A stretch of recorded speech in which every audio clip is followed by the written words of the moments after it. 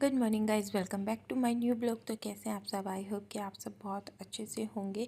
So guys, winter शुरू हो गए हैं, थोड़ा सा ध्यान रखिए क्योंकि मुझे भी कोल्ड हो रखा है। मैंने भी थोड़ी सी लापरवाही कर दी थी जिसके कारण मुझे बहुत ज़्यादा कोल्ड हो गया है। एंड सुबह सुबह घर के काम में पानी का इस्तेमाल ना हो ऐसा तो पॉसिबल नहीं है, तो ये और कोल्ड को बढ़ा देता है। तो भैया अपनी हालत देखते हो, मैं सभी को यही कहना चाहूँगी कि अपने गर्म कपड़े निकाल लो। मैंने तो स्वेटर निकाल लिया, 3 दिन हो गए मुझे। एंड अभी मॉर्निंग के बजे हैं 8 और बच्चे और पतिदेव पहुंच चुके हैं ऑफिस। और वो भी बच्चों को स्कूल छोड़ते हुए ऑफिस के लिए निकल गए थे अपना लंच वगैरह सब लेके। तो सबका नाश्ता पानी कराने के बाद मैं पहुंच गई किचन में। एज आई टोल्ड यू कि हमेशा 9 तक 8:30 तक ही पानी आता है। सर्दियों में कभी कभी 9 तक पानी आ जाता है, तो इस बीच सारा काम करना होता है। एंड बच्चों को रेडी करके सारी चीज़ें अरेंज करना बहुत मुश्किल हो जाता है। इसके चलते आज मुझे लगानी है मशीन, बहुत सारे कपड़े धोने हैं। एंड मशीन की मैंने 5 बजे उठकर आज मशीन लगा दी थी क्योंकि कपड़े कुछ ज़्यादा ही हो गए थे, 3 से 4 दिन के कपड़े थे। एंड बेडशीट वगैरह भी हो गई थी 3-4। तो आप देख सकते हैं मैं यहाँ कपड़े सुखा रही हूँ क्योंकि अब मेरी तबीयत ठीक नहीं थी, तो मैंने हाथ से कपड़े नहीं धोए, कई दिन के कपड़े इकट्ठे हो गए थे। तो मैंने सोचा कि मशीन लगा लेती हूँ, ऊपर नीचे करके चलो धीरे धीरे सब सूख ही जाएंगे। तो यहाँ मैं कपड़े सुखा रही हूँ और आज सिर्फ 2 या 3 बाल्टी ही लगभग कपड़े सूख पाए, इससे ज़्यादा नहीं सूख पाए। आधे भी मशीन में ही भरे रह गए हैं क्योंकि ग्रिल पे सुखाना और ऊपर रस्सी जो बांधी हुई पूरी भर चुकी थी, बिल्कुल जगह नहीं बची कहीं भी कपड़े सुखाने की। और आप जानते ही हैं विंटर सीजन में धूप भी इतनी ज़्यादा देर तक नहीं आती और थोड़ी हल्की हल्की धूप रहती है, जिसके कारण ना कपड़े प्रॉपर नहीं सूख पाते। इसीलिए मुझे थोड़ा सा समर सीज़न अच्छा लगता है कि कपड़े कितना भी लेट धो लो या देर से धो लो या एक दूसरे के ऊपर कितना भी लेयर बाय लेयर कपड़े डाल दो, आराम से सूख जाते हैं। बट कपड़े सर्दियों में बहुत मुश्किल हो जाते हैं सूखने। आप देख सकते हैं मैंने कितने सारे कपड़े धोए हैं भर भर के, और अभी मशीन में बाकी हैं। अगर इनमें से थोड़े बहुत ड्राई होंगे तो मैं और कपड़े सुखाऊंगी।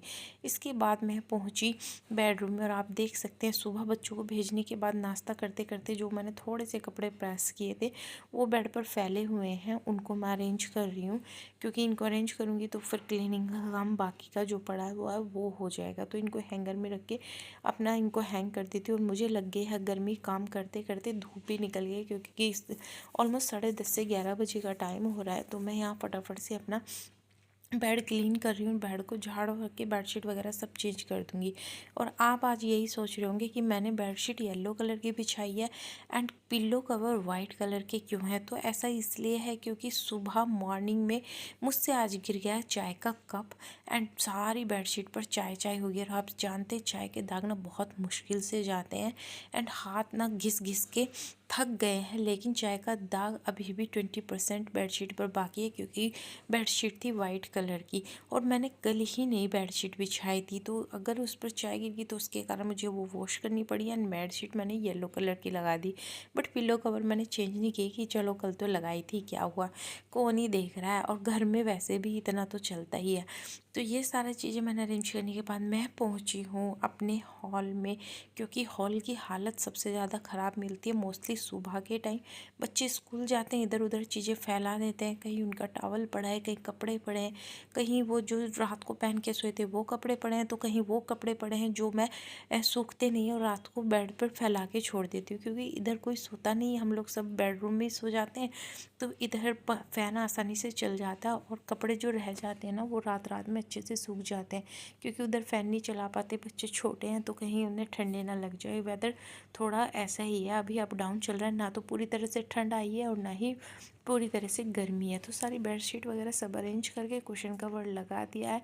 एंड ये देखिए जो कपड़े रात को गीले थे और वो सुखाए थे वो मैंने फोल्ड करके साइड में रख दिया, जो धुल लेंगे वो चेयर पे रख दिए। और मैंने देखना था कि चारों तरफ कितना रायता फैला है। ये बच्चे के ब्लॉक्स हैं और उन्होंने मंजिलें बना बना के टक्कर मारते हैं साइकिल से और उनको तोड़ते हैं और उनको बड़ा मज़ा आता है ये सब करने में। तो चारों तरफ ब्लॉक्स ही फैले हुए हैं, तो मैं इनको उठा रही हूँ और इस तरीके से अरेंज कर रही हूँ ताकि गिरे ना, क्योंकि ऊपर नीचे करते तो इनका बैलेंस ज़रूर ख़राब होता है और गिर जाते हैं। इतना मैं करके नहीं हटती जितना ही पहले गिर जाते हैं। तो मैट वगैरह सब झाड़ने के बाद ऑलमोस्ट ऑलमोस्ट सारी चीज़ें मैंने साफ़ कर दी है, ताकि झाड़ू लगाने में कोई भी चीज़ इधर उधर से ना लगनी, क्योंकि ऐसा तो कभी हो ही नहीं सकता। और ये मोस्टली सब घरों में होता है, जब हम झाड़ू लगाते हैं आप कितना भी उससे पहले चीज़ें इधर से उधर रख लो, लेकिन जब हम झाड़ू लगाना शुरू करते हैं पता नहीं कहाँ कहाँ से चीज़ें निकल के आती हैं। जैसे आप देख सकते हैं, तो यहाँ मैंने डस्टिंग भी की, क्योंकि ये जो फ्लावर्स थे मैं कर्टन वगैरह साफ़ करती हूँ, क्योंकि कर्टन में क्या होता है ना, छोटे छोटे डस्ट के पार्टिकल चिपक जाते हैं, और फ़ैन वगैरह जब चलाते हैं तो वो उड़ते हैं और इधर उधर बैठते हैं। कई बार ना बच्चों को उससे कफ भी हो जाती है। तो मैं इसको क्लीन कर रही थी, बर्तन जो धो दिए थे वो ड्राई हो चुके हैं, और मैं ये सारी चीज़ें करने के बाद पहुँची किचन में, ताकि किचन का काउंटर क्लीन कर सकूँ और सारी चीज़ें अरेंज कर सकूँ। फिर मुझे बर्तनों को अरेंज करते करते ध्यान आया कि मेरी थोड़ी सी मलाई जो इकट्ठी हो रखी थी उससे मैंने माखन निकाला था। चलो ये काम करते करते आज उसका भी ये काम कर ही लेते हैं, उसको भी गर्म कर लेते हैं, क्योंकि अगर वो मैंने गर्म नहीं किया तो 2 दिन के बाद मुझे एक घी की ज़रूरत पड़ेगी और मुझे मार्केट से लाना पड़ेगा। तो मैं ज़्यादातर मलाई का जो घी होता है उसे घर में यूज़ करती हूँ। जोत के लिए शुद्ध घी लाती हूँ बाहर से, क्योंकि क्या होता है ना, जब हम घर में जो मलाई यूज़ करते हैं, कई बार बच्चे झूठे सच्चे उसके हाथ लग जाते हैं, कुछ खा रहे हैं तो टच कर दिया, तो इस वजह से मैं ये वाला घी जोत के लिए तैयार नहीं करती हूँ। पर अपने खाने में ये वाला घी यूज़ कर लेते हैं हम लोग, और जोत का अलग से ले लेते हैं। कभी कभी ऐसा होता है जो स्पेशली हम दही जमा के मक्खन निकालते हैं, वो मैं जोत में यूज़ कर लेती हूँ, क्योंकि उसका मुझे पता है कि उसमें कोई झूठा हाथ नहीं लगा है। तो अब मैं वही मक्खन बना रही हूँ। थोड़ा सा रखा था बॉल में पहले वाला, एंड थोड़ा सा मेरी इस पिंक वाली टोकरी में रखा था, जो हमेशा मैंने आपको दिखाया था मैं इसी में मक्खन इकट्ठा करती हूँ या मलाई वगैरह इकट्ठा करती हूँ। तो अब मैं इसके साथ इसको गर्म कर दूँगी। तब तक ये गर्म होगा तब तक मैं अपने किचन का काउंटर भी क्लीन कर लूँगी, क्योंकि बर्तन इसी पे रखते हैं। छोटा किचन है तो ज़्यादा बर्तन का टोकरा वगैरह नहीं रखते। कई लोग कमेंट करके बोलते हैं आप टोकरा यूज़ कर सकती हैं, जिससे ना एक्स्ट्रा पानी आसानी से निकल जाता है। तो ये तो मुझे भी पता है एक्स्ट्रा पानी आसानी से निकल जाता है, लेकिन आप देख सकते हैं मेरी किचन है ही कितनी, अगर मैं इसमें टोकरा रखूँगी तो मेरी गैस कहाँ जाएगी, है ना। तो इसलिए मैं इसमें यूज़ नहीं करती हूँ। इसीलिए मैंने ऊपर की जस्ट नल के ऊपर ही स्लैब लगाई हुई है स्टील की रैक्स, जिसमें मैं बर्तन रखती हूँ तो सिंक में पानी टपक जाता है और इस तरीके से मेरे बर्तन सूख जाते हैं। तो कभी कभी बस स्लैब के काउंटर पर मुझे बड़े बड़े बर्तन रखने होते हैं, जैसे कि कढ़ाई कुकर वगैरह, तो उसके लिए इतनी स्पेस की ज़रूरत नहीं है, इतना स्पेस इनफ होता है।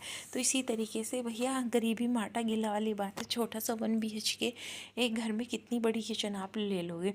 तो ये सारी चीज़ें क्लीन करने के बाद फाइनली मेरा काम लगभग हो गया कंप्लीट। अब मैं लगाऊंगी झाड़ू, जो कि मैं सबसे लास्ट में ही लगाती हूँ। उसके बाद मैं लगाऊंगी पोछा, एंड फिर जाऊंगी नहाने, और उसके बाद ही मेरे बच्चों को लेने जाने का ऑलमोस्ट टाइम हो चुका है। तो यहाँ मैं झाड़ू लगा रही हूँ फाइनल, और आप देख सकते हैं अभी भी जो मैं आपको बता रही थी जस्ट वही मेरे साथ फिर से हुआ है। अभी ये बेड के नीचे से लकड़ी का स्टेप चूल्हा मिला है, जो कि मैं नॉन स्टिक के बर्तनों में यूज़ करती हूँ।